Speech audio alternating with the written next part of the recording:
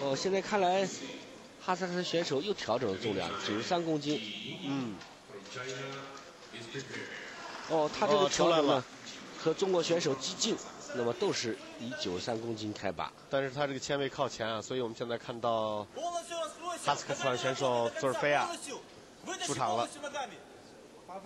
这是哈萨克斯坦队的主教练。这位选手是今天我们中国选手激进夺冠的一个最大障碍。对。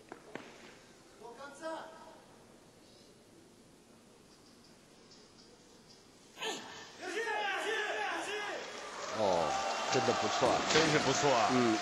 以往这位选手啊，应该说抓举呢是他比较偏弱的项目。